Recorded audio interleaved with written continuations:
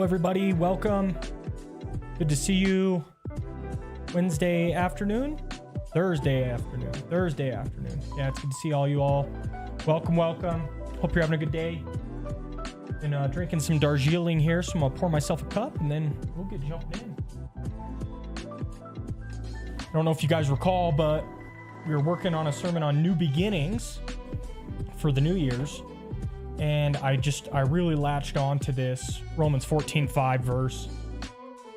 The fact that one person esteems one day as better than another, while another esteems all days alike, just really resonated with that. So I'm going to run with that. And I think there's a lot of truth we can get out of it. So that's kind of my goal. Going to pour some tea and then get going. Don't know how long we'll stream today. Depends on the progress we make, I suppose, and how profitable it is for people. I have obviously other stuff to get done as well. Been working on some classes this week. I'm in hermeneutics right now. It's been a good class. I like it. It's challenging me a little bit. I think those who have followed me for some time know that I'm very open to allegorical interpretation, and that's getting challenged in this course. So yeah, it's been good. I really enjoy the feedback and just understanding the standard perspectives, right? It's extremely helpful. So that's been good thus far. I'm enjoying the class quite a bit. And I like it. This class has 2 papers, but it's associated with certain readings. And I look forward to that because I should be able to crank them out and really write a couple of nice papers. So yeah. All right, water's ready.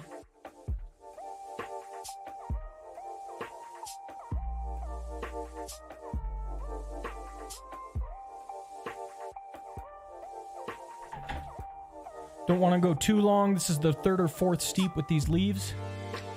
I also need to get my RGB going.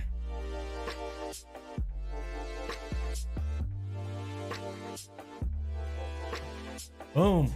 What's up, James? What seminary and degree? Reformed Theological Seminary. I'm out of the Orlando campus, and it's a Master's of Divinity, MDiv. Almost done, hoping to walk in May.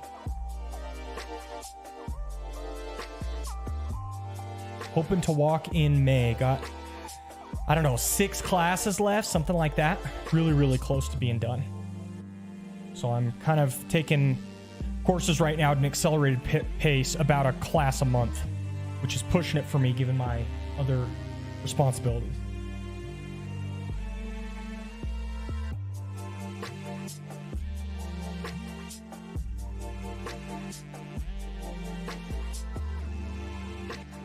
Great, congratulations. Yeah, thank you so much. I've been hacking away at this degree for almost a decade. And then I got the job of pastor here at our church 4 years ago. And it really slowed down the pace I was taking classes at. So it's just time to be done with the thing. Gotta get it finished. What's up, Tin Man?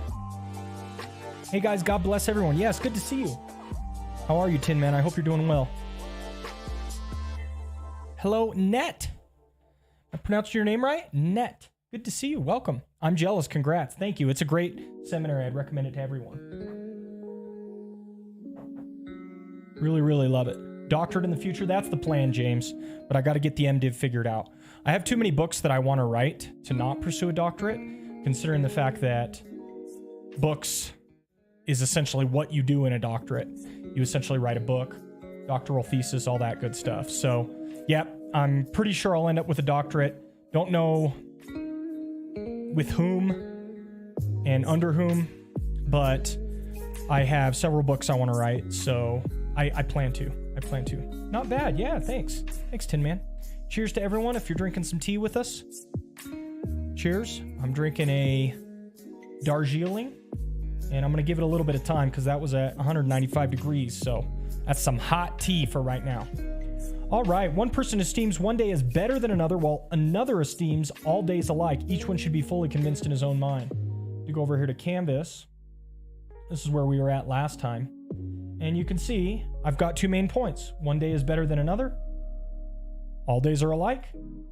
And then Resolving the tension. How do we synthesize these two ideas? And this will just roughly be the conclusion. It won't receive equal weight as the two main points. And I have as the answer, embrace the fact that your opinion is correct, but merely a half truth. So that might be better stated as half correct, something like that. I'm going to preach inductively with the question, how can we live in harmony and fulfill this command when we have such strong differences of opinion? So that's kind of the direction we're going. And I also think it'll be helpful for people as they step into making New Year's resolutions and things like that. Net. Yes, correct. Cool. Good to know. Good to know. Deep dive. What is up? Been a minute. How are you? Hey, Pastor Chandler, Merry Christmas to you and your family. Thank you so much. Merry Christmas to you and yours as well. Yes, I hope you're doing well. Good to see you. Welcome, welcome. Yeah. No, we had a fantastic Christmas. Great holidays. The church went really well. We had a New Year's Eve service, and then we had a New Year's Day service. New Year's Eve, New Year's Day. We had a Christmas Eve and Christmas Day service, and those were well attended. People enjoyed that. And then we also have a New Year's sermon plan, which I'm conducting right now, trying to finish. So things are going really well. The church went well. And then we had family come out. So we had some of our family from Florida come visit us. I told them they did it backwards, right? Most people flee from the mountains during the winter to Florida, and they came to the mountains from Florida. But it is what it is. We had a lot of fun. Just a really fun week with them, and they left earlier this week. So that's also part of why I didn't stream as much, and we haven't had as many videos coming out. Just the holidays, you know. Busy time of year. Busy time of year. Hopefully we'll get that remedied soon. That's pretty good. Might have oversteeped it by about 15 seconds, but not bad at all. Very, very nice tea. So here's where we're at. I want to open with the topic of New Year's resolutions. I probably want to put this in cyan. Cyan's the color I utilize in order to put pictures up on the PowerPoint. It just reminds me that I have a picture there. And I probably want to put some pictures of New Year's resolutions on there. So I think that'll be fun. I do need another passage here. So I need to come up with a related passage. I'm going to skip this song. Need to come up with a related passage. Oh, my music's been too loud. I'm sorry, guys. None of you guys called me on it. There we go. There we go. Much more better. Deep dive. Doing good. Crazy busy Christmas season, but getting back into a rhythm, typing up my New Year's Day sermon as well. That's awesome, Deep dive. Cool. Very, very good. Well, thanks for sharing, and I appreciate you spending some time with me. Yeah, awesome. Awesome. So, and this is just a little anecdotal, so I like to put those in pink. Reminds me to kind of get in a more storytelling mode whenever I see a pink one. And so I got the New Year's resolutions. I want to come up with another verse right here, and just anything about new beginnings. His mercies are new every morning and all that type of stuff, I think will be great. So I'm just going to do a quick Bible search, even a fuzzy Bible search, just for new mercies or something like that. And let's see.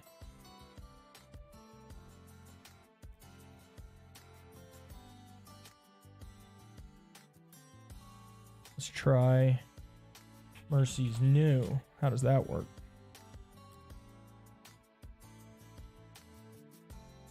Yeah, Lamentations 3:23. They are new every morning. Great is your faithfulness. Let's do Lamentations 3:22 to 23. I like it. No one ever reads from Lamentations anyway. I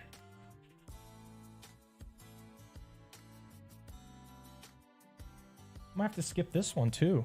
The music today is, I don't know. It's too loud for me or something. I got to do something with it. What's up, Derek? Hey, I'm finally back. Yeah, good to see you. How are you? Welcome, welcome. I hope you're doing well. All right, so we're making good progress here. And just going to preach inductively. And you know what I'm going to do? Just going to put a note here.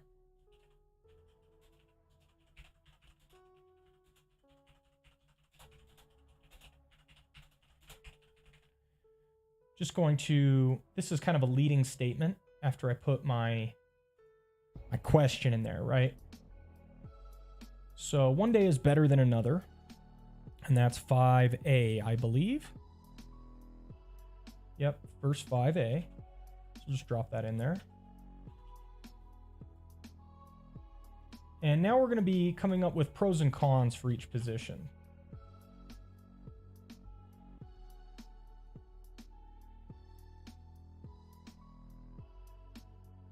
And I like this content up here.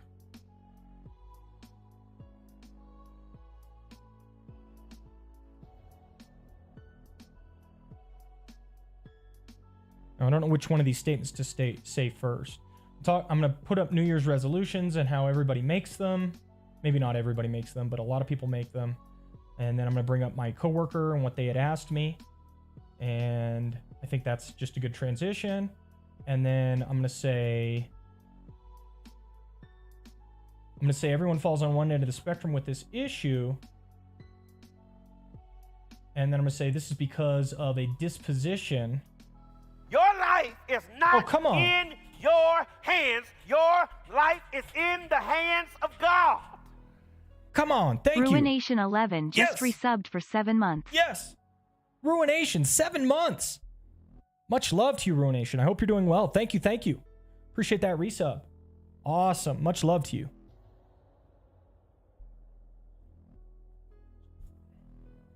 So I'm going to say this is partially due to a disposition that we see exemplified in our verses. I don't know if you guys saw, we did a children's sermon for Christmas Day, and everyone was making fun of me because I used too big of words. And I was just reminded of this because I said exemplify here. But I'm sitting there doing a children's sermon, saying things like quintessential and coniferous and things like that. And I don't try to like flower up my language. I never consult a thesaurus or anything like that. But it's just naturally the way I talk. And so I had all the parents cracking up. They came up to me afterwards. They were just rolling. They were just like, you couldn't use simple words if your life depended on it. And it's like, oof, that feels bad. I'm sorry. It was a lot of fun though. It was a lot of fun. Ruination. I only resub to hear HB Charles. Let's go, Ruination. That's right. Gotta get us some HB Charles up in here. I love to see it. Love to see it. That is awesome. Very cool. So yeah, they were just poking so much fun at me. I had one parent come up. I guess I at one point I had been asked about a pine tree and why they never lose their leaves. And I said, yeah, pine trees don't lose their leaves. And they said, aren't there other trees like that? And I said, yeah, trees like this are considered coniferous trees. They have pine cones, right? And one of the families just started rolling because I put it in scare quotes. And I didn't even know I did it at the time, but I said pine cones, right? And so now, like, when they see me, they're like, pine cones. Oh, I had a lot of fun doing that children's sermon, but man, it is not my strong suit. Oh man. Cavell, what is up? Do you regularly do a children's sermon? No, I don't. And the only reason I had done it is because it was Christmas Day. And so I wanted to preach a shorter sermon. We weren't going to have childcare. Instead, we were going to involve them in the service. So the children came up and sang songs for us and stuff. It was really cool. So I've never preached a children's sermon in my life. And we were like, let's try something different. Let's try something new. Again, let's just say not my strong suit. I should not be doing children's sermons. But I had fun. It was a lot of fun. What's up, Bill? Bill says, do you watch any of the Marvel movies? I used to watch them early on, like when Iron Man came out. Some of the really, really early ones, but I stopped keeping up. I was watching Doctor Strange with my son, and it got me thinking there must be a parallel universe where a version of Pastor Tanner does videos using accordance. Hey guys, Pastor Tanner here. Got another video for you here in Accordance Bible Software. Just want to Bill, that's good stuff. That's good stuff. Much love to you, Bill. Thank you. I love it. I love it. You can't make that up. That's really good. All right, so our intro's done. I think that'll play really well. And now we're just going to talk about the one day is better than another option. And I just kind of want to do a pros and cons. Pros and cons list. Have you ever met somebody who actually makes like pros and cons lists and they use that to help them make decisions? I've heard of people doing that. I've never done that. I think maybe I just naturally do it in my head. But yeah, I've heard of people who like actively make pros and cons lists. It's like, hey, that's cool. Whatever works for you. But I've never actually done it.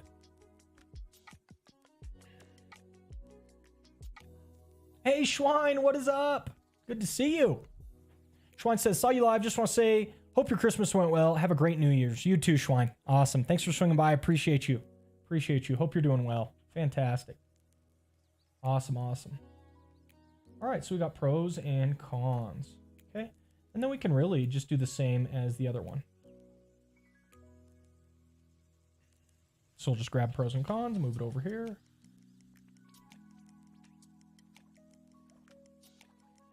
These we are gonna put up here. We had some stats. I think these will be great for the upper right corner.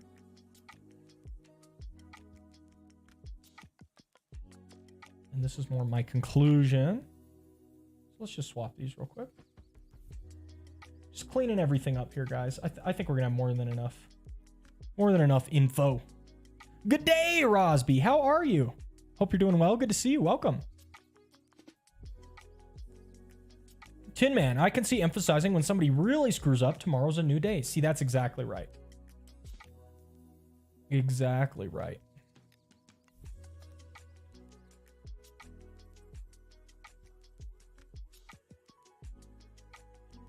And again, I can utilize Lamentations cross-reference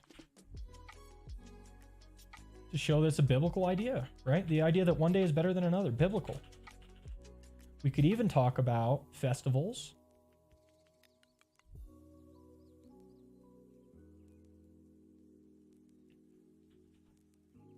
And we can talk about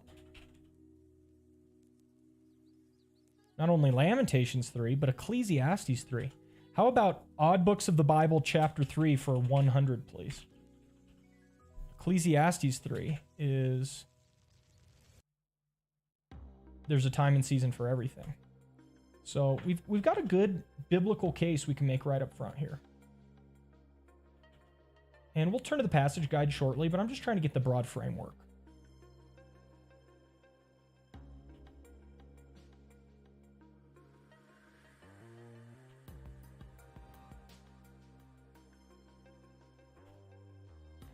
So, good framework thus far. And like I said, we'll do the passage guide in a bit, but this will allow us to kind of do some pros and cons. And that's one of the pros.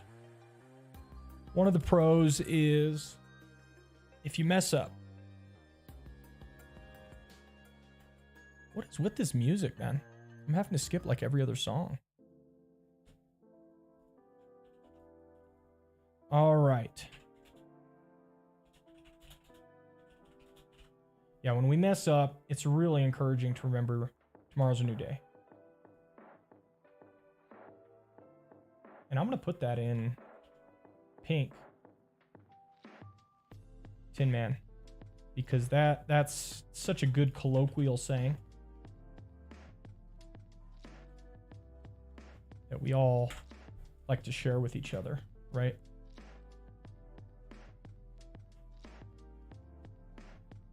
Cal Magic had a good point before that holidays serve as a good basis for tradition.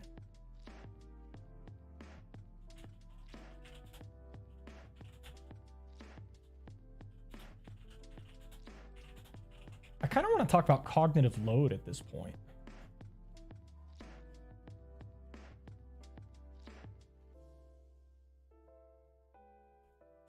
I want to talk about cognitive load because your life gets simplified a little bit if you follow a regular structure or tradition. And if you're actively thinking all the time about certain things, you can only think about so much before your brain kind of gets tired and shuts down, right? Cavell, his mercies are new every morning. Indeed, amen. Amen. And that's exactly the thing we're talking about here, right? So holidays serve to structure our lives. It's really nice.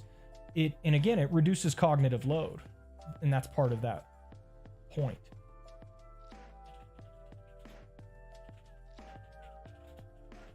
And this is also a good parenting strategy as well. When we have too much to think about, it can be overwhelming to us. And so if you can reduce the number of things you have to think about, then oftentimes you can get better results. So that's not insignificant. That's not insignificant at all. Let's see. Tin Man says, yeah, I'm kind of going through that right now, reeling from a little stupidity on my part. Even though I've been forgiven, I'm having issues forgiving myself. Hey, I understand, Tin Man. Yep. That can be a tough one. You know you messed up. Somebody says it's okay, it's all forgiven, but you still don't feel great about it. I have a story to tell. I was thinking about this today. Seriously, Tin Man, I was thinking about this today. Listen, when I first started streaming, I had a community of other pastors, Christians, that I would stream alongside. And I got a lot of traction because I had a lot of support from the community. And we just had a bunch of small little friend groups, you know. And there had been a group that had been established for some time, but they would often engage in behavior that I felt like was alienating to new viewers, if that makes sense, right? And I'm talking things like inside jokes and stuff like that. Inside jokes can be fun because they create a sense of community within the people who are there and who have been there for some time. But inside jokes can be alienating because you often, when you're viewing, you don't feel like you're part of the in crowd. You don't feel like you're part of the in group. And so I had a particular stream where I was playing a game and we were talking. And one of the things I started criticizing was this behavior that tended to ostracize others or alienate others because they weren't part of the in group. Too much inside jokes and things like that. And I named some names. I said, look, these individuals are much too aggressive with their inside joke usages, right? Well, I greatly offended some people, and rightfully so. I messed up, but I was just frustrated because I didn't want our community to become so siloed, if that makes sense, and so closed off to others. So afterwards, I had defended my actions. Somebody said that wasn't cool, man. And I defended my actions at first. And I said, well, it needed to be said. And then I thought about it for a while and I decided against it. I felt convicted. So I contacted the individual and I said, hey, I'd like to set up time to talk to you. And they were willing. And I apologized up and down for what I had said and done. And they said they forgave me. I wrestled with that, Tin Man, for another like 6 months. And then 6 months later, I asked to talk to them again, and I apologized again. And they were kind of like, what are we talking about? You already apologized. I already forgave you, you know? And that's when I learned this lesson that you're talking about, Tin Man, just for myself in a very practical and real way. That, yeah, I was forgiven, but I couldn't forgive myself.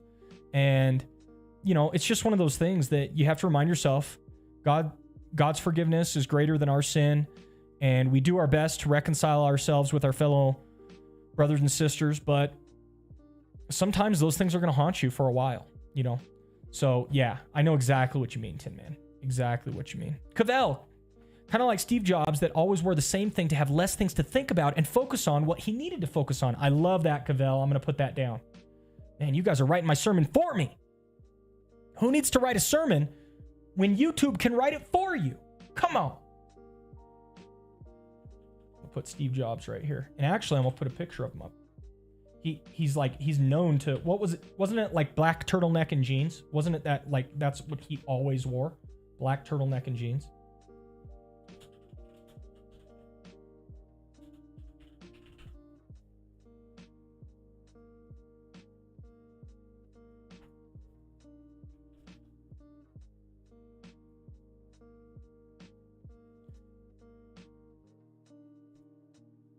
Perfect.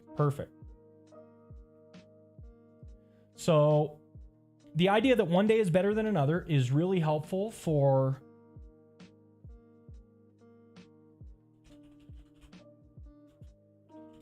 structuring our lives, which reduces cognitive load and helps us to focus on the things that matter. Okay, so that's a big one. That's a big benefit. The other time that it's helpful to know that one day is better than another is when we mess up. And that's what we were just talking about.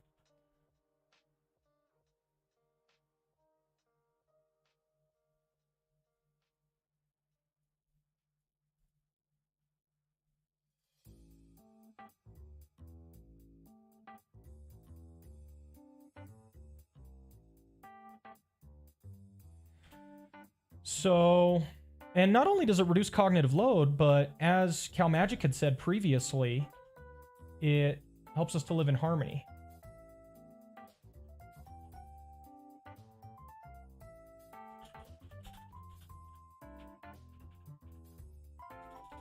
Still getting used to this new keyboard.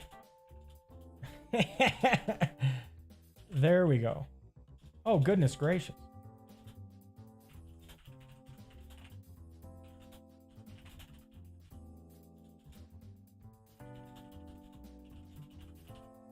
Boom. Because societally, we have a lot of things in common. So that can be quite helpful.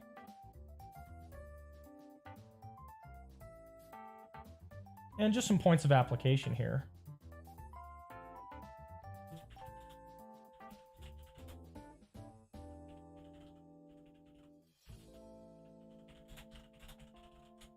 What can you automate about your life? That will be helpful application for some people.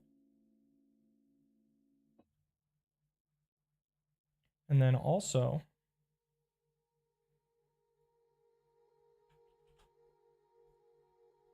how can you structure things to serve others? I think that's a good question as well.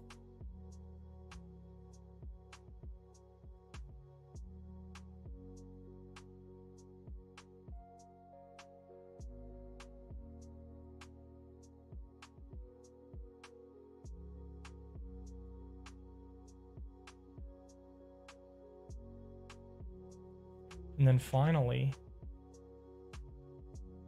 don't give up, something like that.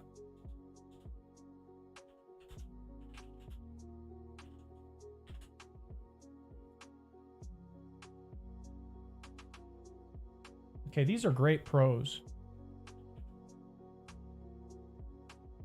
Let's think about some cons now.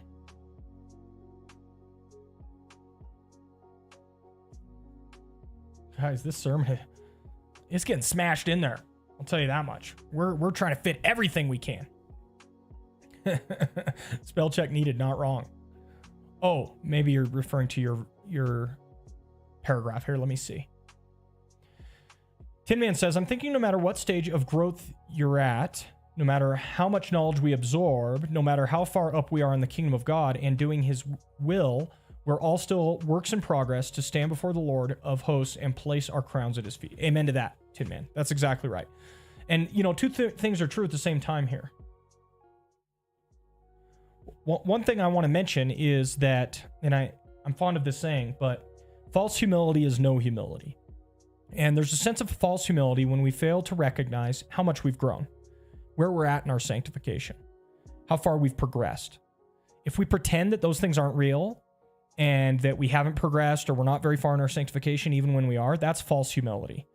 But a true humility recognizes this is where I'm at, but I still owe all of who I am in my existence to God, yes, and to Christ. Except for the grace of God, there go I. But not only that, I owe it to others in my life, whether they be sanctified or not, because I learn from them, positively or negatively. I grow in my personal character as I interact with them. And so a true humility says, yes, I'm in a good spot, I'm learning, I'm growing, etc., but I owe that all due to God, and not only God, but to the others in my life, even if they're not Christians or believers or they themselves haven't grown very much. To me, that's a really nice balance, and it helps me to, I think, have a true humility when it comes to understanding my life. Hello, Thick. Good to see you. Been a minute. How are you? I hope you're doing well. Yeah, what is up? Cal Magic. Sorry I'm late. Been working on repairing some drywall. No problem, Cal Magic. We're making good progress on the sermon. I'm using one of your ideas that you brought up last time, and you were talking about how holidays help us to live in harmony as human beings. So that's going to be one of my points that I make. Let's see, Cavell. Can that even be linked to faith and how it can make life more productive? A trusting in the sovereign God who is in control will reduce the cognitive load and help you to focus on what God has commanded. Great point, Cavell. We should definitely add that idea. I like it. I like it. Irks, it has been a while. How are you? Good to see you. Welcome, welcome. I hope you're doing well. Thanks for swinging by.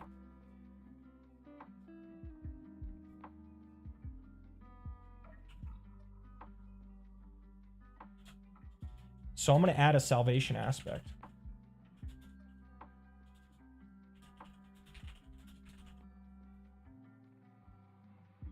Because this is where faith really comes into play.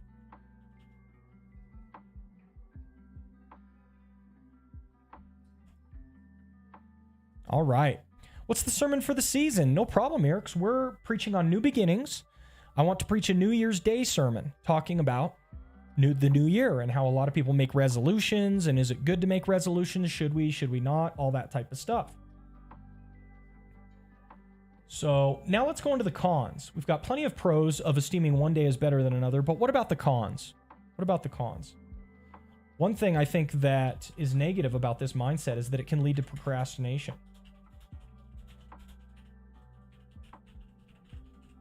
Because you'll say, oh, I'm going to do that when XYZ happens. What's up, Jake? Good to see you. How are you? Welcome. Welcome, welcome. Merry Christmas. Happy New Year. I hope you're doing well. Oh, it's good tea. Cal Magic, someone once asked me which denomination is the correct one. I told him that I belonged to the one that makes me the most comfortable, but we will all be surprised no matter what our beliefs are, how far off some of our doctrines are. That's nice, Cal Magic. Yeah. I'm less and less worried these days about denominational infighting or things like that, right? I just don't care about that stuff very much anymore.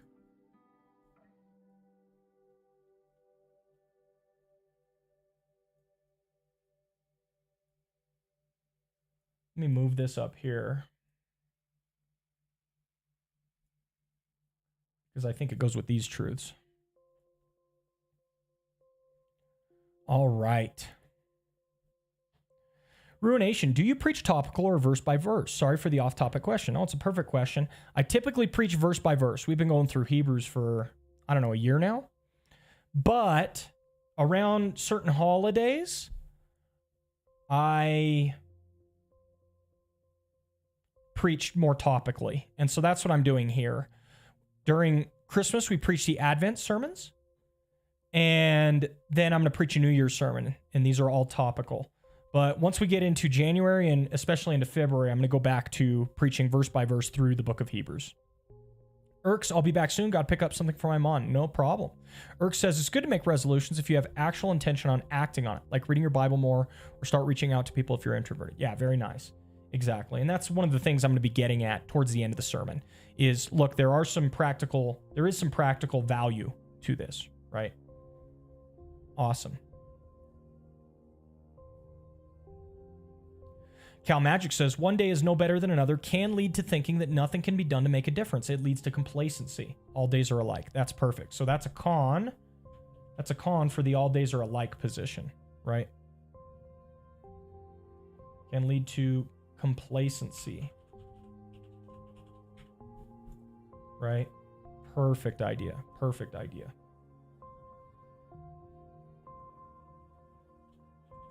This was one of Jess's ideas. And she wants to talk about typical resolutions and things like that. And I want to couple that with Cal Magic's stats and data that he gave us. So these are all going to go up here with my introduction.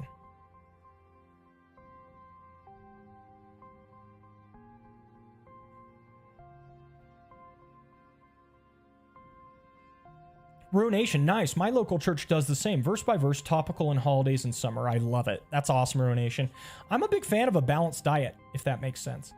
And so I like to mix it up. I generally am open to those arguments of those who would say that verse by verse is stronger. So generally I'm amenable to that, but I see the value in topical at times. And so I try to do a little bit of both. Yeah.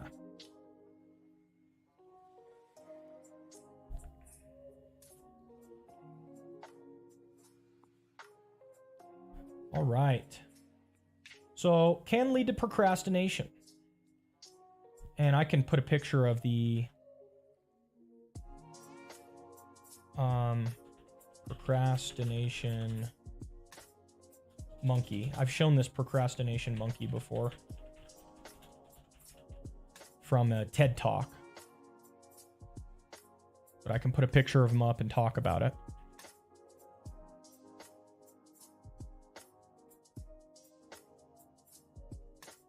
So believing one day is better than another can lead to procrastination. It can also lead to inconsistency, right?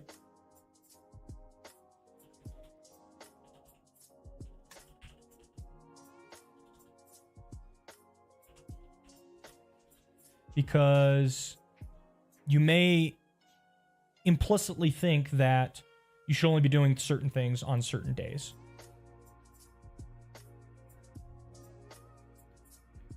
Man, I think this is just going to be a kind of a practical sermon. I'm cool with that.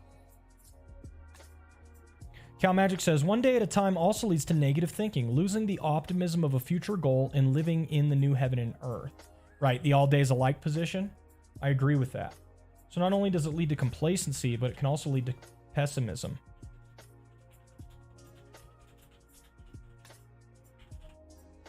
And I think I've seen that. I have a friend of mine who is pretty strongly in the direction of all days are alike, and he can also fall into pessimism pretty easily. So I think it makes sense that those are kind of associated with each other. So yeah, that's a really good point, Cal Magic.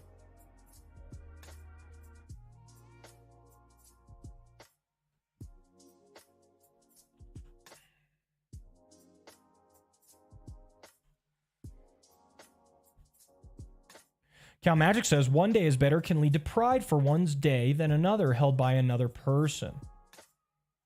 One day is better than another con. Procrastination, inconsistency, and pride.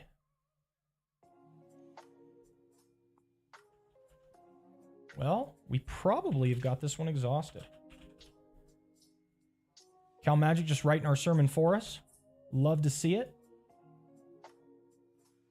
Absolutely love to see it. I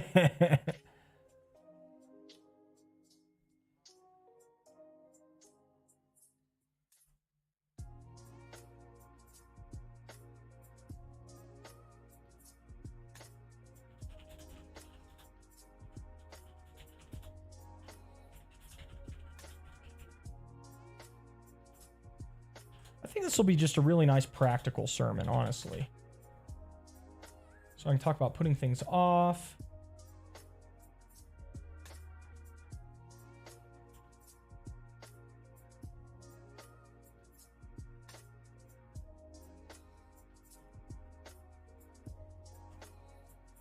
Talk about inconsistency.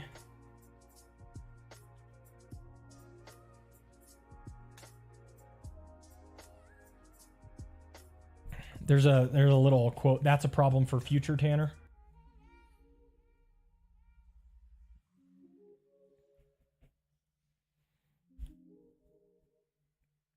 Tin Man says, one pro could be about reading the Bible every day, one day at a time. Yeah, I love that. That's a really good point, Tin Man.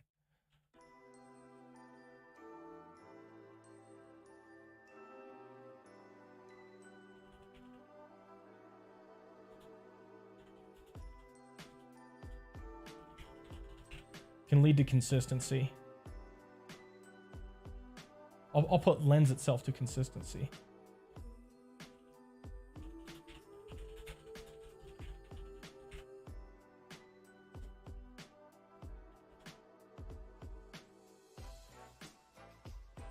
And I can even think like a picture or image of this. You're going to work out on Christmas Eve, you know, something like that.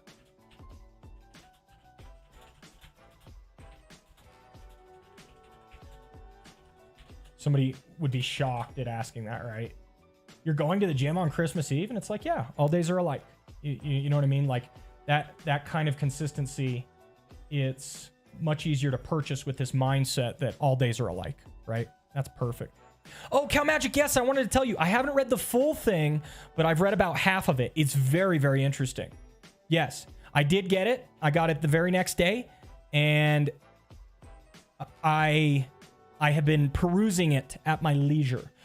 I went a different way ultimately with this sermon, but it's a very intriguing, very intriguing PDF, and I didn't know some of the stuff in there about the calendars. So yeah, it's really, really cool. I appreciate that very much, Cal Magic. Thanks for taking the time to do that.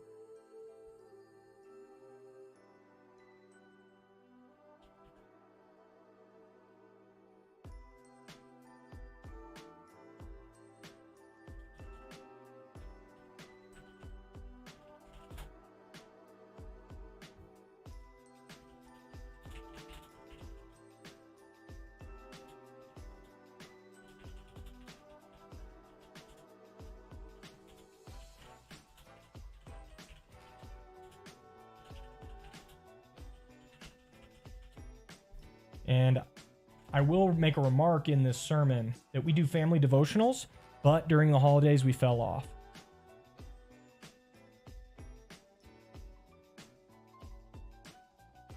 So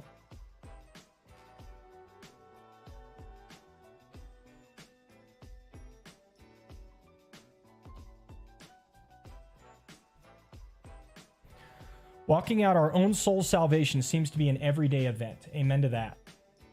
Amen to that. Cal Magic.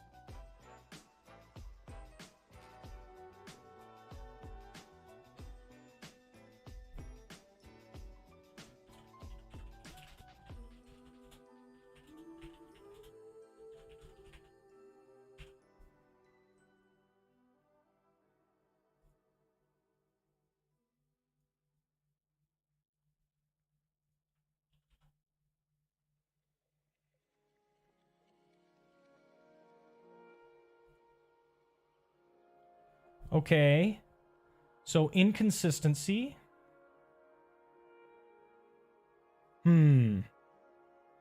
Inconsistency.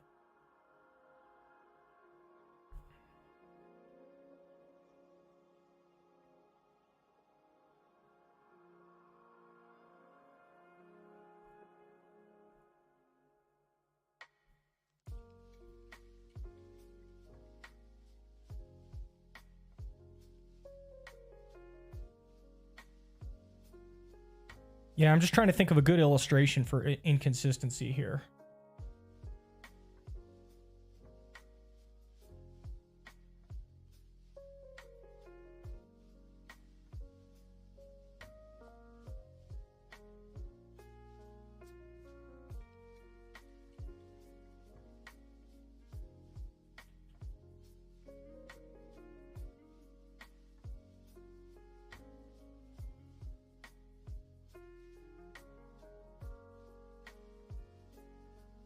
And I also need to make a case here that the Bible also teaches the all days are alike principle.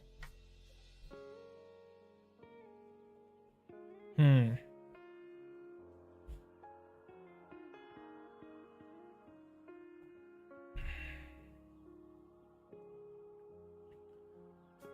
making good progress, for sure.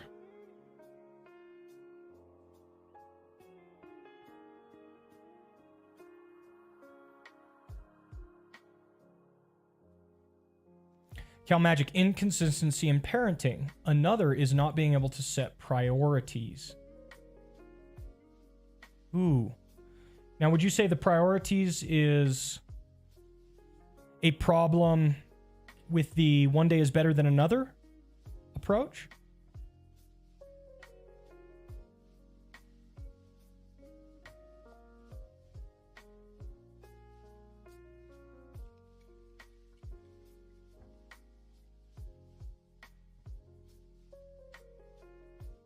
Because if so, I might put that over here.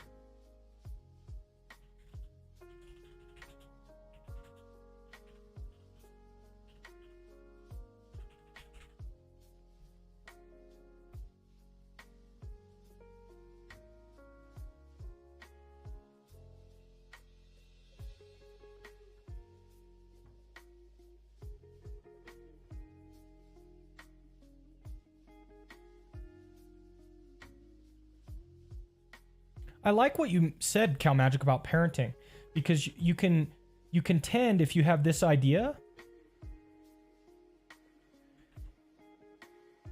you can tend to break rules, different things like that.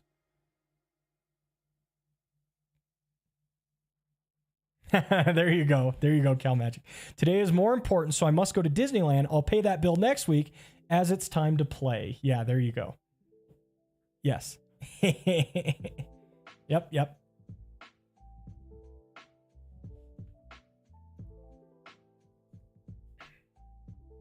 So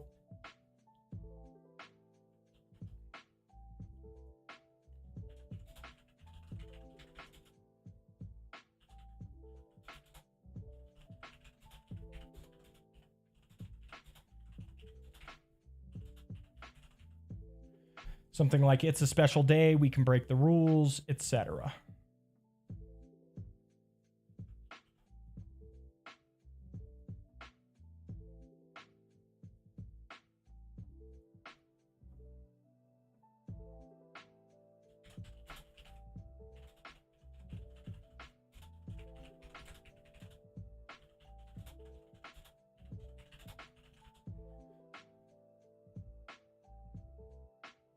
Yeah, I like that because it can lead to so many exception clauses that you're not actually living how you want.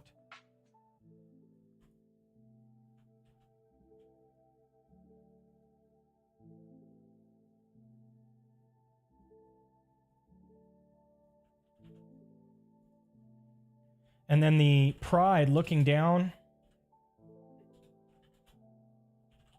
on spouse or others due to your observance. So you think you're better than other people because you remembered the birthday, you remembered the holiday, you, etc. That's an easy one to do.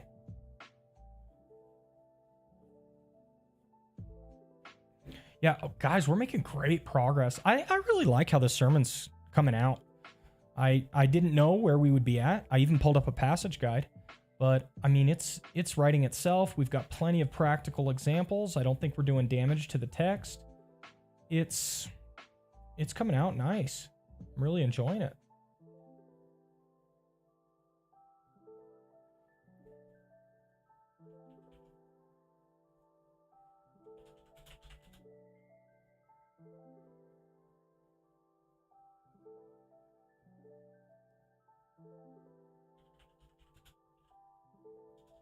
Do you often think others are negligent? Check your heart.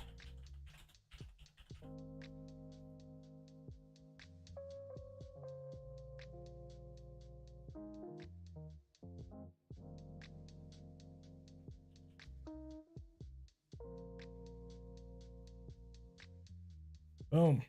Okay, point number 1 is done. We've got three pros and 3 cons.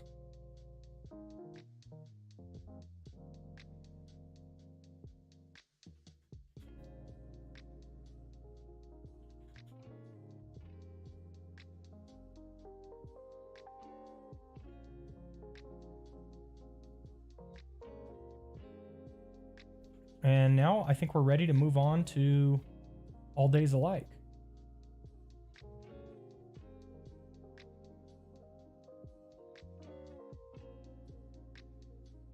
Boom. Cal Magic, one parent sees the child as special, so is lacking in discipline, while the other sees children having a need for their character development. So between the two, an inconsistency in their approach. Kind of a messy analogy, but I think you can parse it out. Yeah, I understand what you mean, Cal Magic. That mixed messaging can lead to problems for the kids. Absolutely true.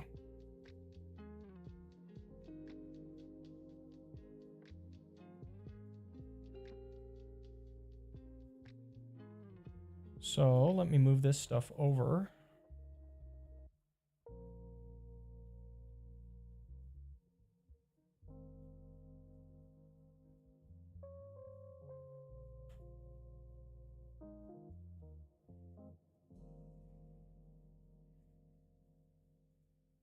Perfect. Tin Man. I would consider inconsistent events that take place that might be dangerous or stressful that have not been planned because of inconsistency, and how we walk out our faith dealing with these events. Okay, I see. Yeah. Yeah, absolutely true. Because if we're not in a planning mindset or mode, we can often overlook these things. And like you said, it's due to that inconsistency that trouble comes along. No doubt. No doubt. So I'm just going to move these over. Now, can you guys think of biblical examples where there's kind of an admonition that all days are alike? That there aren't special days. There's nothing special or unique. One verse comes to mind when Jesus tells the man who asks him he wants to follow Jesus, but he says, let me go bury my father first. And Jesus tells him, let the dead bury their dead. That passage jumps out at me in my mind.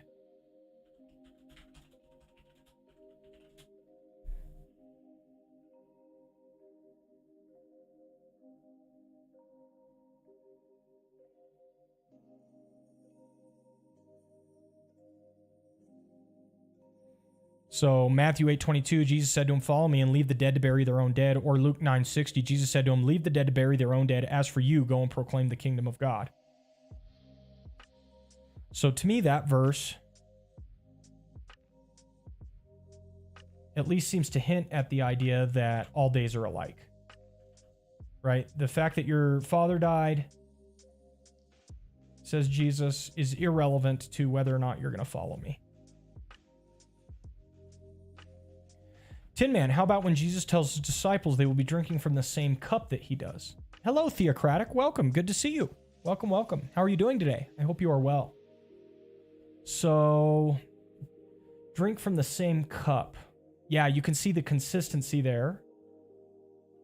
Now, I'm a little hesitant because I think Jesus is referring to something a little bit different than, all days being alike. But I can see the comparison, so it kind of works for me. Yeah, I like it. I like it, actually, because the way that it kind of works is in the sense that Jesus is saying the path doesn't change in the future. The path is the same, right? We're still going to have to sacrifice. We're still going to have to take up our cross and follow him. All these things are still part of the path. The path doesn't change just because time changes,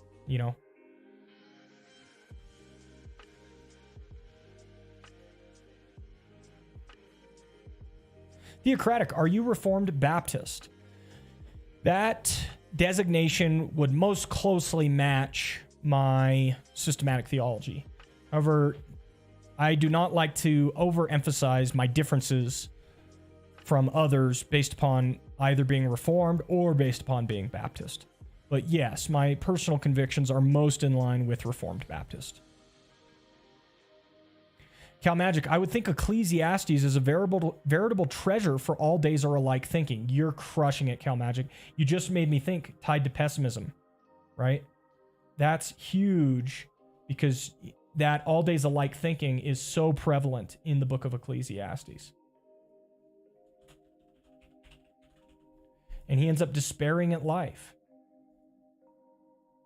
Great point. Great point.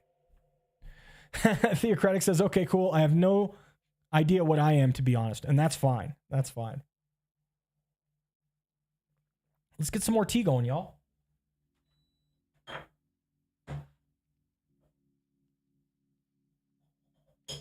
Yeah, that's good stuff.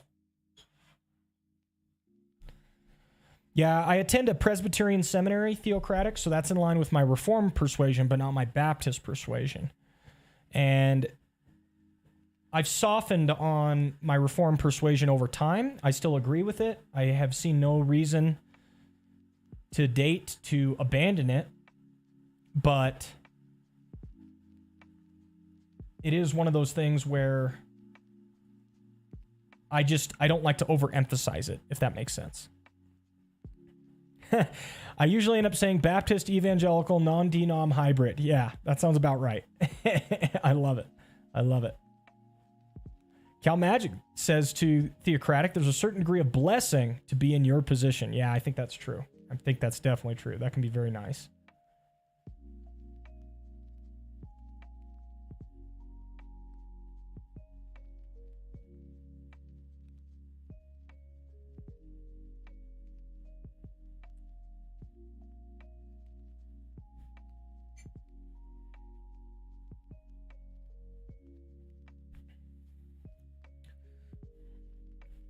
Is there another passage?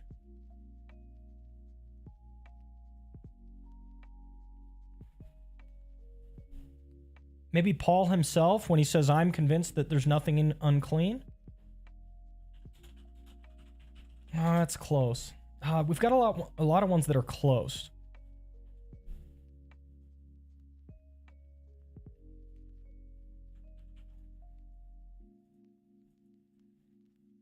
I am convinced nothing unclean.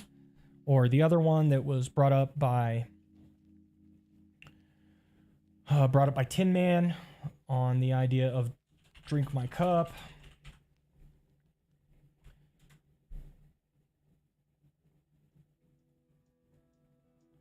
All is vanity, according to Ecclesiastes.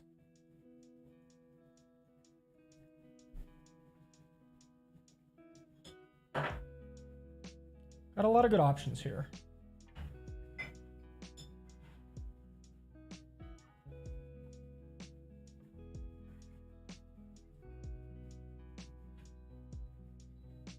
Theocratic says, it's ironic because I have a degree in theology, LOL.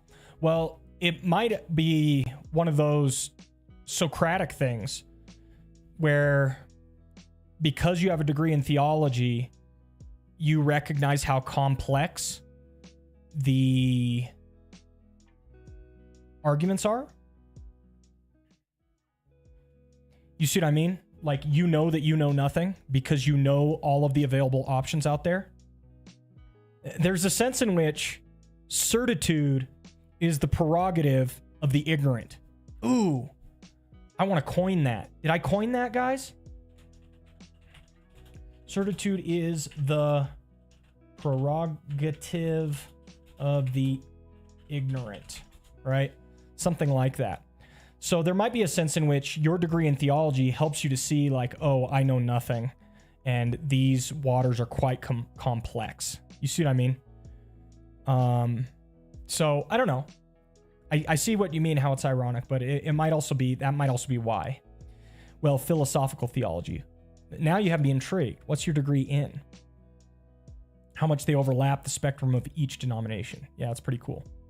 Cal Magic says, here's an idea. Postmodern thinking is Ecclesiastes on steroids, and the solution is truth, God, and Christ. Yeah, it's a very interesting idea. He does kind of conclude with that. He says, we've arrived at the end of the whole matter. Fear God and keep his commandments. So there's certainly an aspect of that to be understood.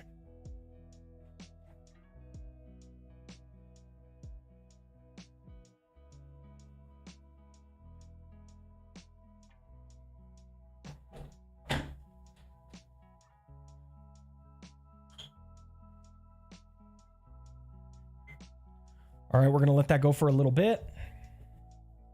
Tin Man, I'm thinking about Job 3:3. Job cursing the day he was born. Let the day perish on which I was born, and the night that said, a man is conceived. I got you. Why did that verse jump out at you, Tin Man?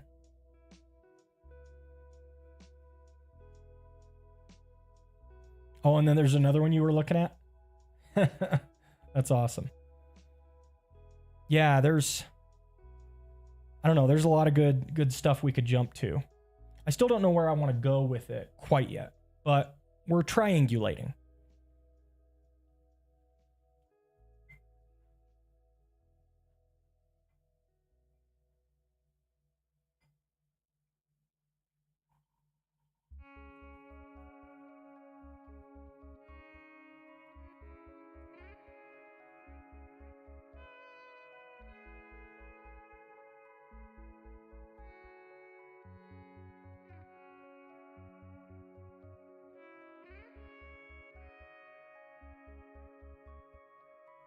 All right.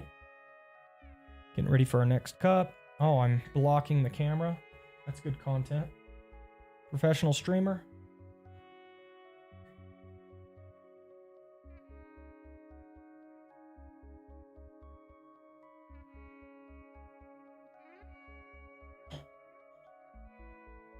Boom. Back to business. Back to business. Theocratic. Masters of Philosophy, Philosophical Theology from Oxford 5 years ago. I work in cybersecurity now. That MPhil was just a spontaneous degree hobby. My Bachelor's of Science is in Computer Science. Okay, got you. That's pretty cool, Theocratic. I like it. I like it. Very neat.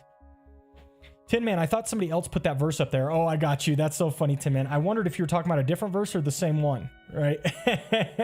That's hilarious. Because the chapter verse bot spammed it after you put in the reference. That's so funny. I was just thinking about the negative side of inconsistency. Maybe I don't know. The first just stuck out and I thought I'd share it. No, it's perfect. Perfect, Tin Man. Because, as you've seen, we've made so much progress today just because of the collaboration. So I love it. Thanks for sharing. Very, very nice. Ruination. Ooh, I work in cybersecurity as well, working on my theology degree. That's super cool. Very, very cool.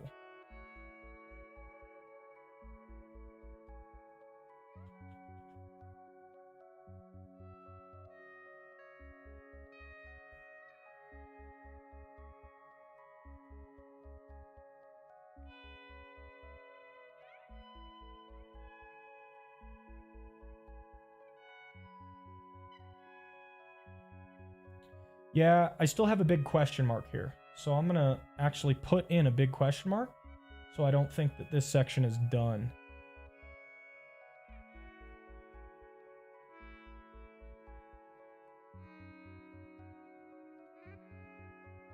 I mean, surely there's a giant question mark shape I can use.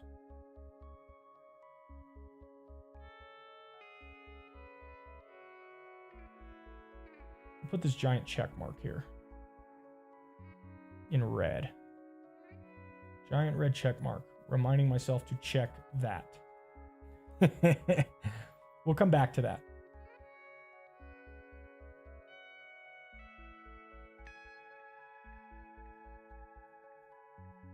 Yeah.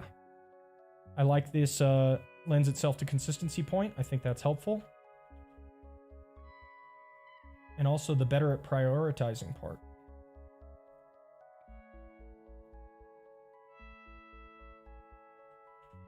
Because the better at prioritizing part is the prerogative of somebody who thinks all days are alike. They're focused on the core essentials of life. They're not caught up in yearly rhythms.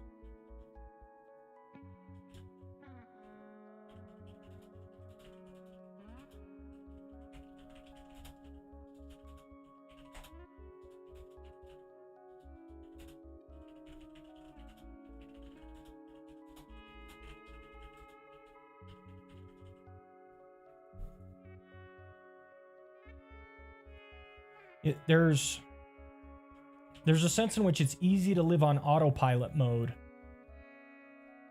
if you're focusing on the one day is better than another aspect, right?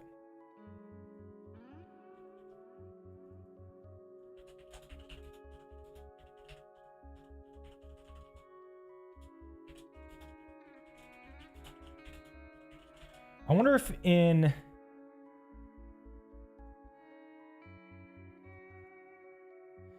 I wonder if in my mixed congregation I can use an example of being an NPC in your own life. I know that's like a gamer thing, an NPC in your own life, but the idea being life just happens to you, and are you actually a hero that's taking active decisions, or do you just react to everything that goes on around you?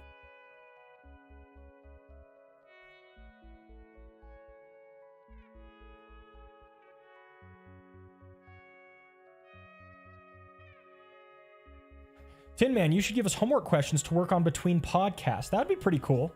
That'd be pretty cool. I have a lot of different ideas that I would like to do, Tin Man, when my life gets more simplified, if that makes sense. Right now, my life has so much complexity, I can't even tell you the next day that I'm going to stream. And that feels bad. It feels bad to try and structure things or set things up in accordance to what you're talking about when there's so much inconsistency to a lot of what I do and how I live. So I'm with you, but it's one of those things where I want life to settle down a little bit. Like, here, getting my degree would be helpful. My kids getting a little bit older. Then I could settle into a regular rhythm that I think works up pretty well. So, but I hear you. I do hear you.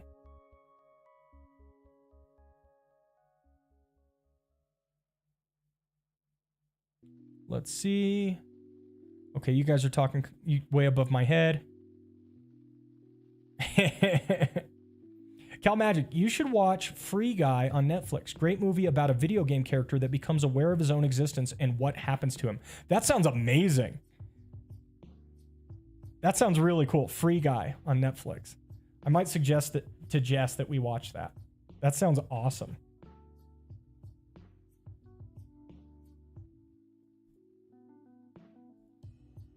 I already love the concept behind it, right?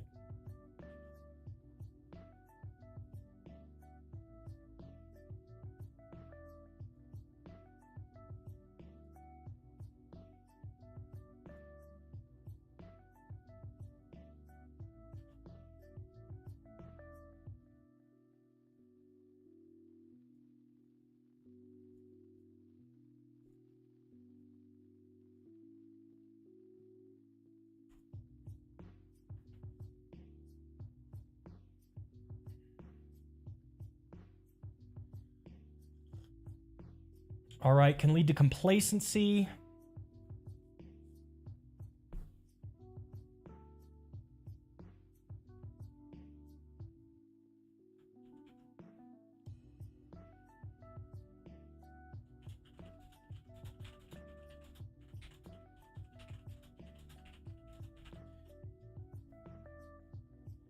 It's hard to understand, like, when you're ever going to lean into your emotions and get excited or fired up about anything if everything's the same.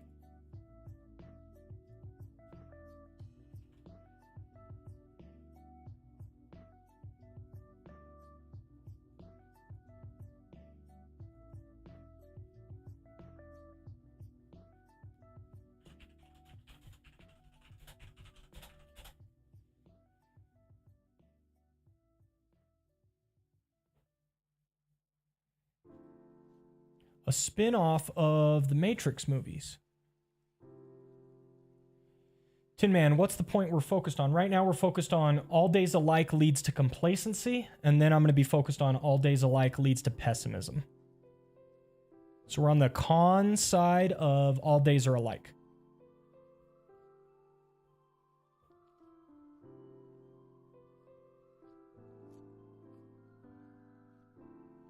Theocratic, I made Twitch very recently just to see what's popping on Christian streams. Yeah, I haven't been in the Christian streamer game for a while. I just kind of separated and started doing my own thing. I really like the Christian streamers who are on here, but I don't have time to keep up with everyone. And so I just kind of do my own thing now with the sermon preparation, etc. There are a lot of good Christian streamers, but again, I don't have time. I wish I did. But I do think what I do on here, Theocratic, is relatively unique. I don't think there are many Christian streamers that do what I do.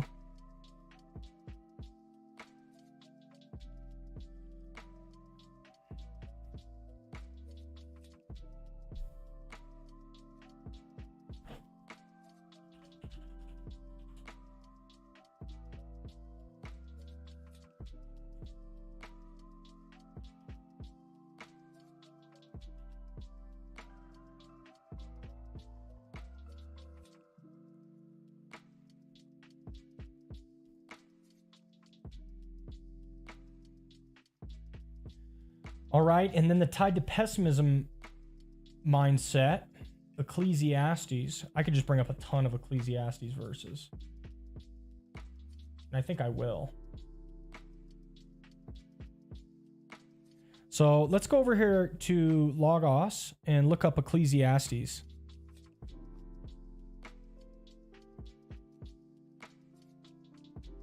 And I specifically want to search for...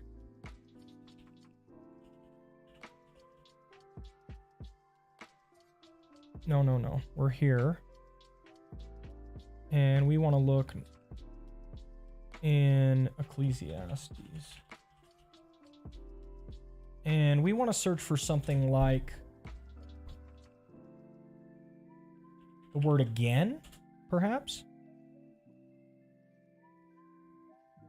Yeah, things like all streams run into the sea, but the sea is not full. To the place where the streams flow, there they flow again.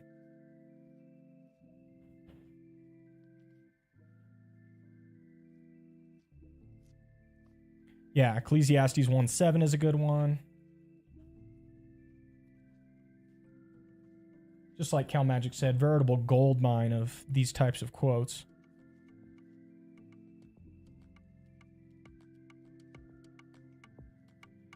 The race is not to the swift, nor the battle of the strong, nor the bread of the wise, nor the riches to the intelligent, nor favor to those with knowledge. Time and chance happen to them all. Oh, I wanted to do this.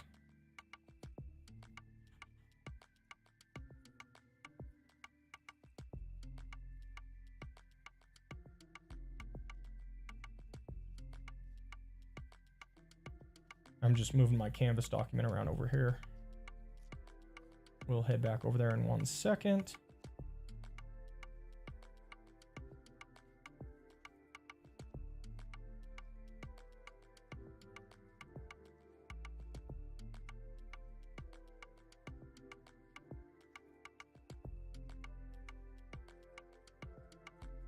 Boom.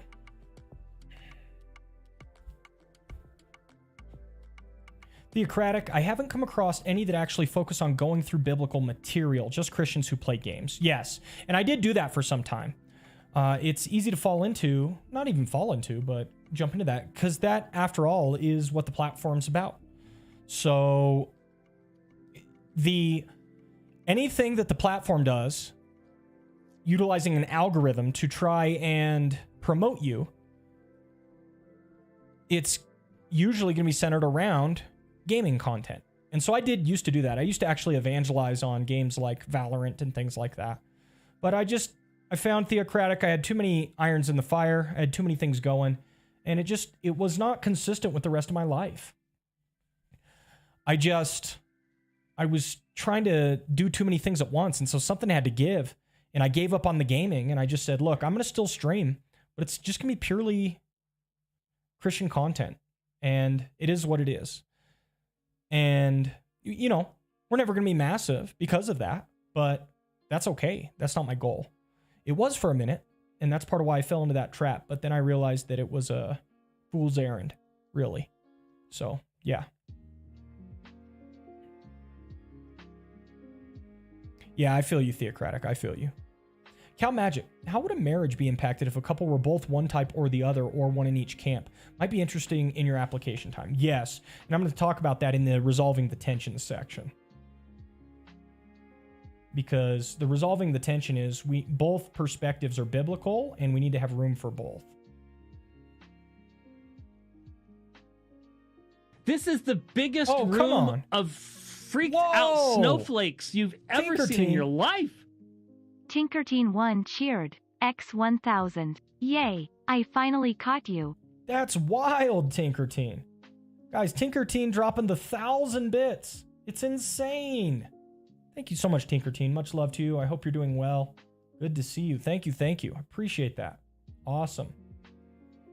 Awesome. Yeah, I'm glad you caught us. Very cool. Very cool.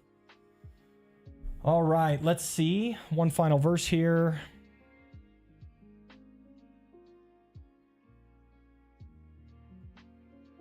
And just the time and chance happen to them all idea.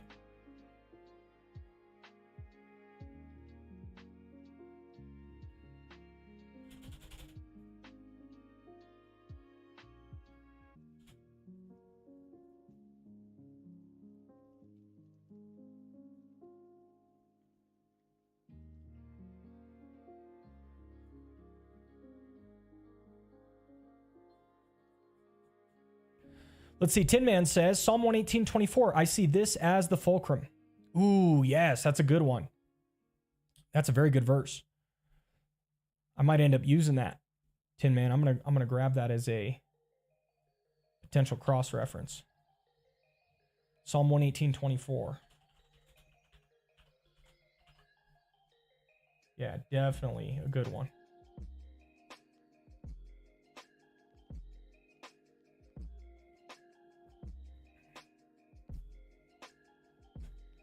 All right. Maybe I'll put this one up here. Just got a text, I thought. Email.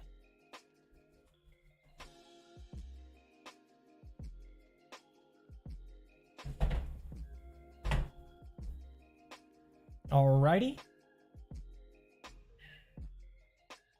I just need to have an application here.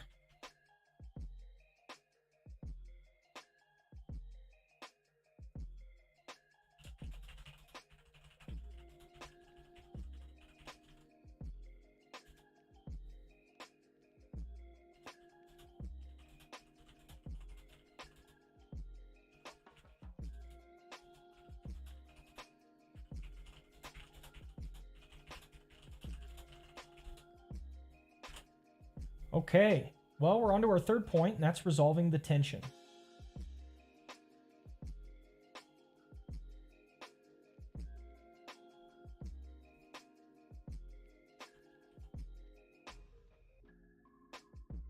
And it's at this point that I'm going to re-mention my question. I'll say something like, I opened with the question.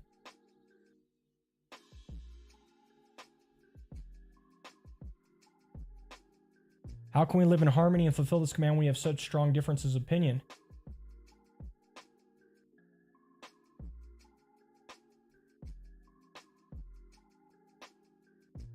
And I have the answer is see the value in both approaches.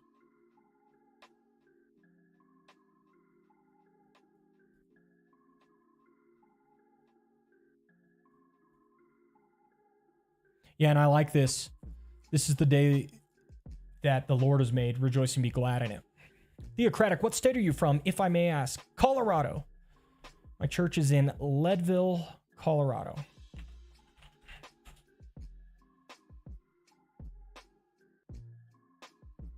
We're in the middle of the Rockies. 10,000 feet. It's pretty high up here. So,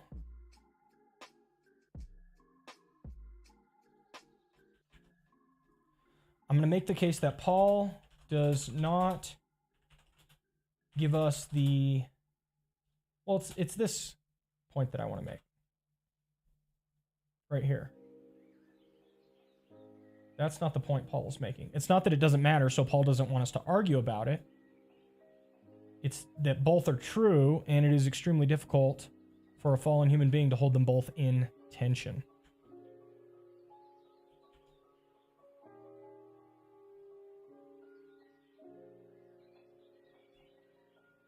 And that's the point I want people to see.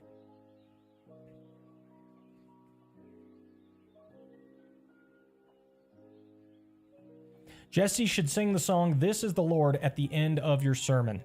Yeah, the problem is here at the end of the month, this worship service was planned out weeks and weeks ago. So I think the songs have already been selected and put into place. So I don't think there's room to make an adjustment like that last minute. That would be cool, though. We try to do that broadly speaking. Jess always goes ahead of time to look at what verse I'm going to be preaching out of, especially when I'm preaching verse by verse. And then she tries to build sets around it. But I don't write sermons far enough out for her to react or respond to that. So that one can be tough in practice. I do hear what you're saying, though.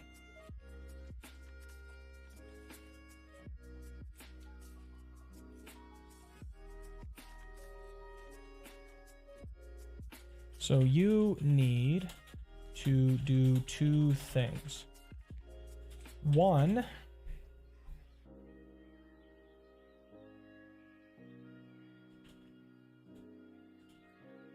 recognize your bias and Be gracious with those who see differently. But then also integrate your opposite. So you can see value in it. And then at this point, I can give a practical illustration because I'm very much by default a all days are alike.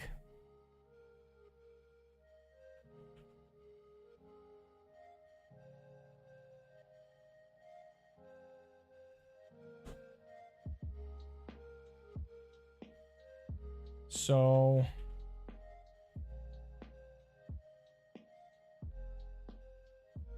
that's what it's looked like for me. Theocratic, I'm from the UK, but I want to move to the US, although not sure whether to move to Florida or Texas. Yeah, I feel you. Our family on my wife's side lives in Florida, and we have a lot of good friends in Texas. So that would be a tough one for us as well if we were at a life stage where we could or should move, which we're not. We currently are not in a good life stage for moving. So, but if we had a choice to move, you know, there are several good options.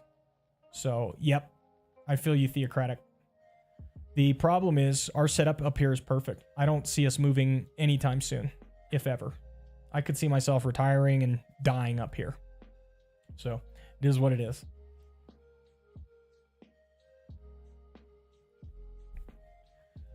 Okay.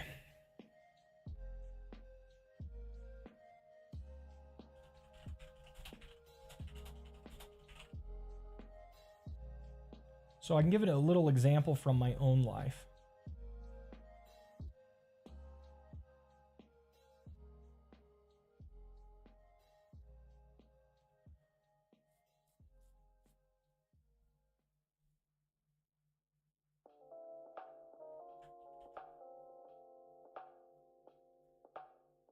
And then I think I'll conclude with Psalm 118:24.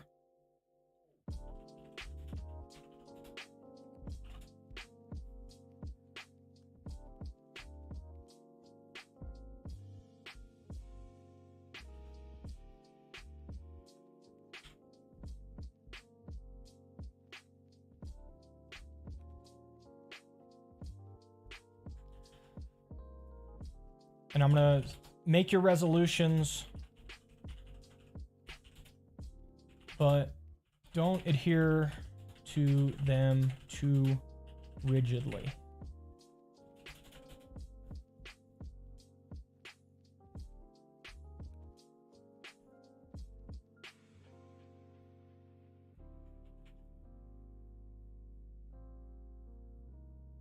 And I wonder what else example from my own life I want to provide.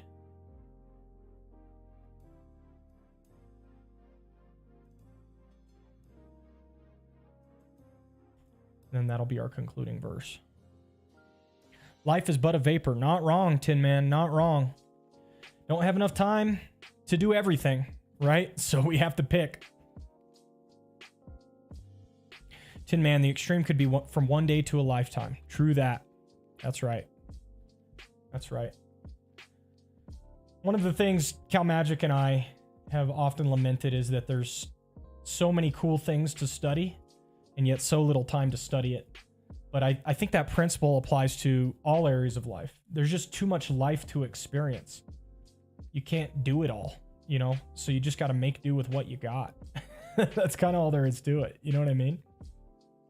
So, yeah, it's a tough one. All right.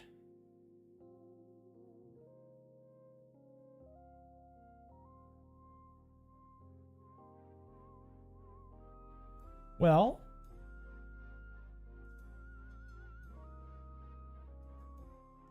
I think we've mostly got it. I don't know what specific example I want to give from my own life, though. Maybe...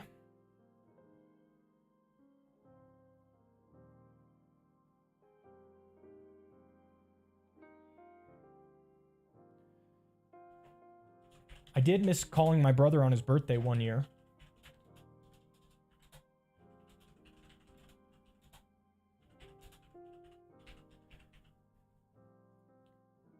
To be fair, if he didn't call me, it wouldn't have bothered me none.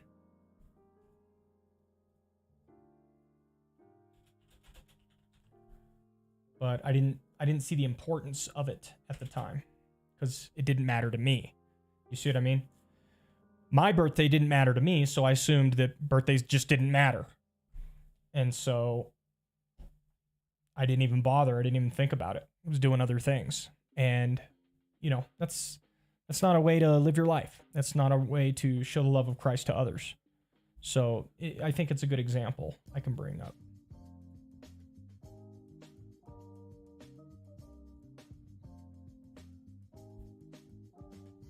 All right, let's see.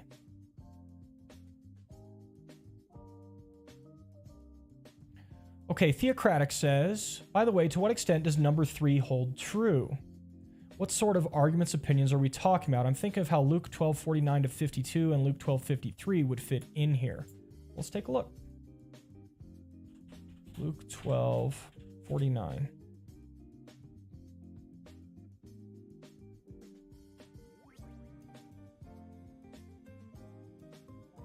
The sermon, I mean, it's almost done, guys. Let's look. Let's look.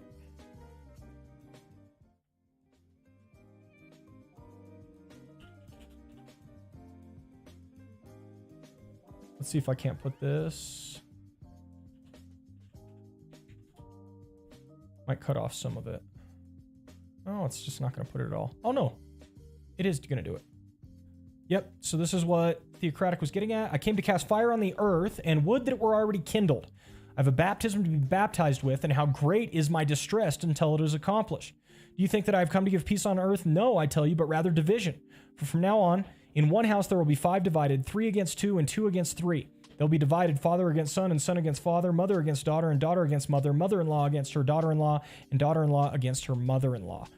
Yeah, so my understanding of this passage, Theocratic, is that Jesus is essentially saying that following him is going to take precedence over your individual relationships, even blood relationships. And because of that, it's going to cause problems. Because 2 in a household will follow Jesus while 3 do not, or vice versa. And I don't think that means that we should be purposefully or intentionally contentious. But instead, we should seek to live peaceably with all men. However, if our position or stance on something, if following the Christian thing to do in certain regards causes controversy, we should not stop just because there is controversy. You see what I mean? So I do my best to, in a mixed context, be it friends, family, whatever, I do my best to not be overtly offensive.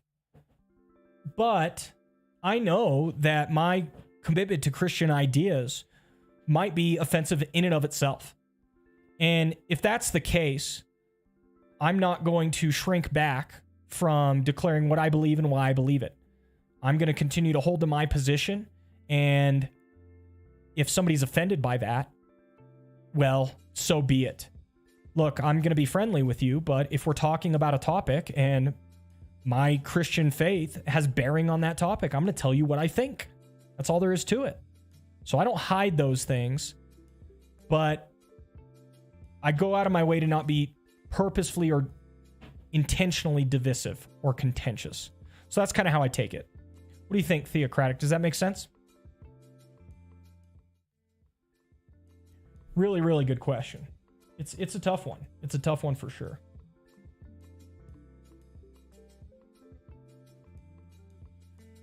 Cal Magic says, God in the Old Testament was known for his dividing and separating things. Christ took that idea and reflected it in his Luke 12:49 statement, I think. I came to cast fire on the earth and would that it were already kindled. Yeah, I hear what you're saying.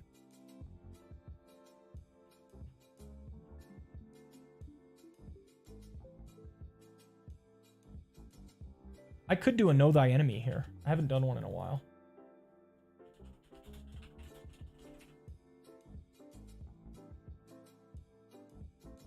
Jess was talking about this. Now, let's see. These are the top 10. CalMagic had given us the top 10 New Year's resolutions. So we could put these in if we wanted.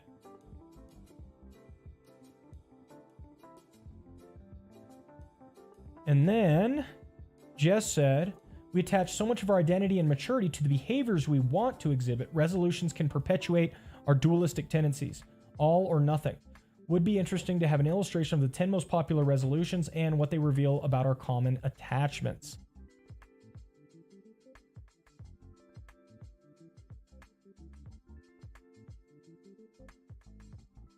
I like the idea, but I think it takes it...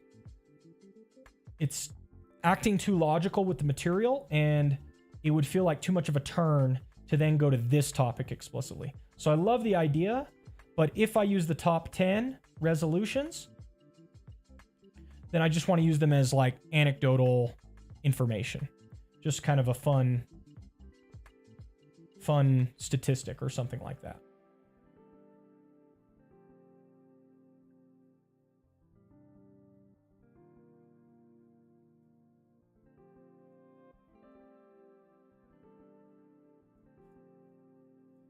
So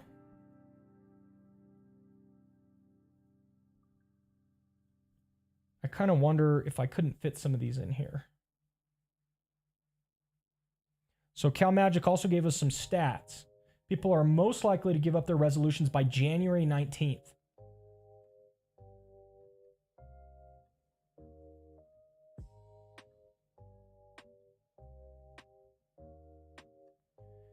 Interesting. People are most likely to give up their resolutions by January 19th.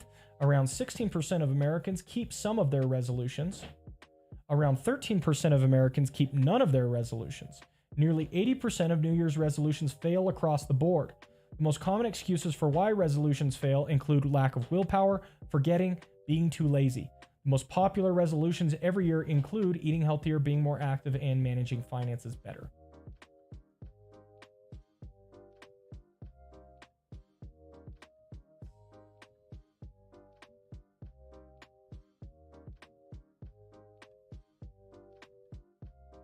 Is there room for both of these? I don't think so. I want to fit everything on one page. So I think I'll get rid of the 10 and just talk about the top 3 here.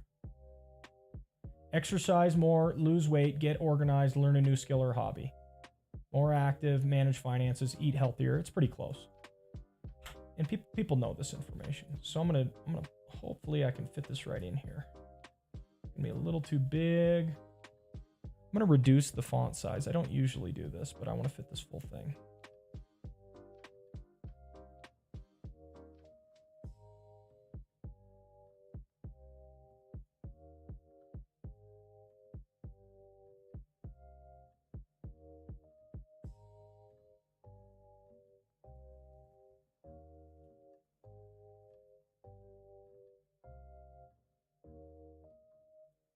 Perfect. It fits.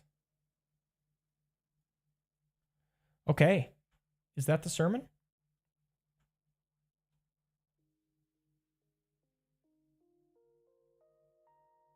I think that's the sermon, y'all. I think that's the sermon. I think we done.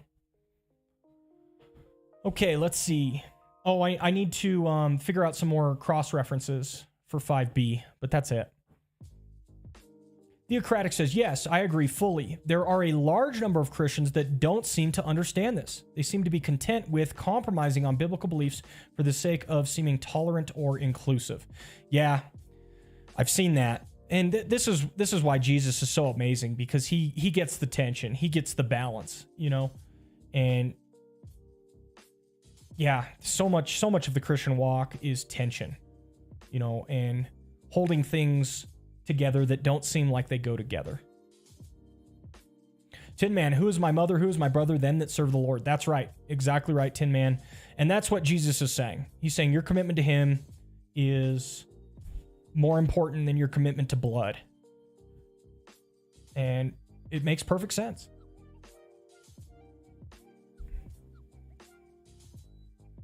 How many people have let their family members drag them to hell because we're blood?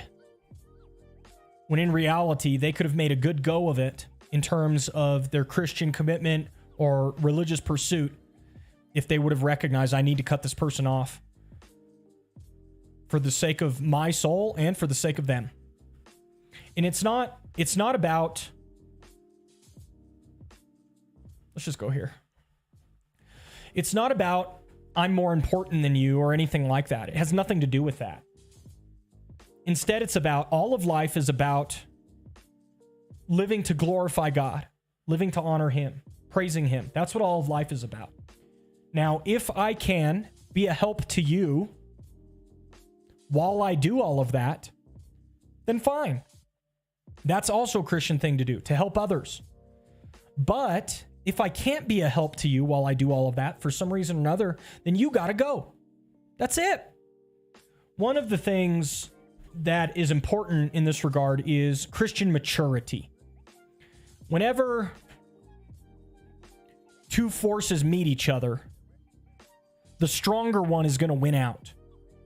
And so when a believer meets an unbeliever, either the believer will be strong and they're going to have a positive influence on the unbeliever, or the unbeliever is going to be stronger and they're going to have a negative influence on the believer.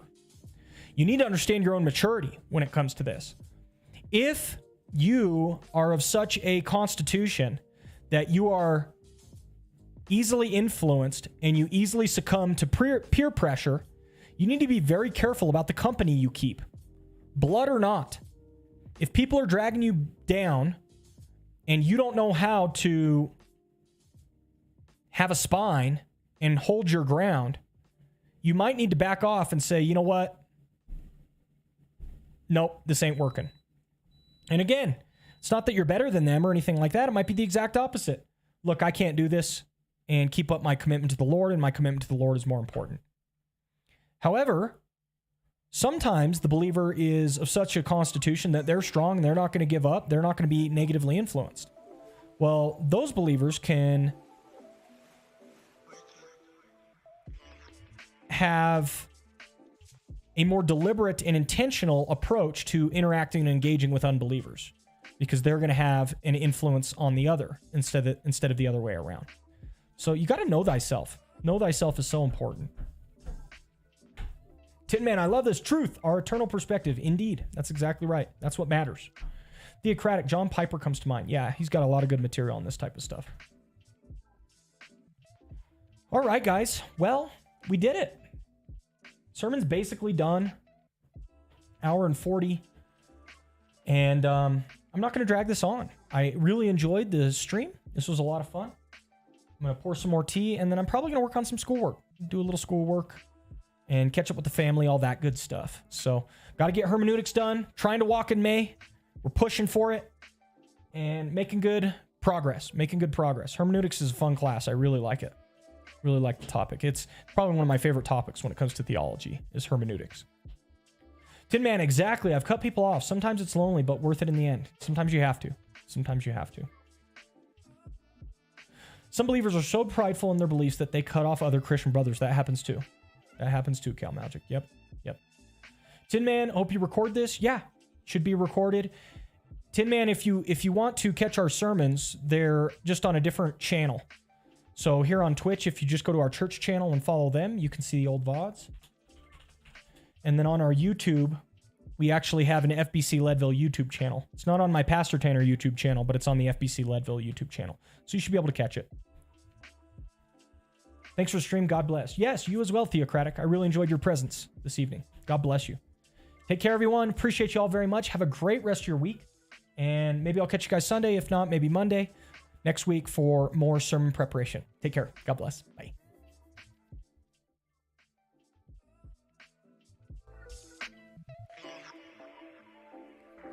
I don't know why you're clapping. I'm talking about you.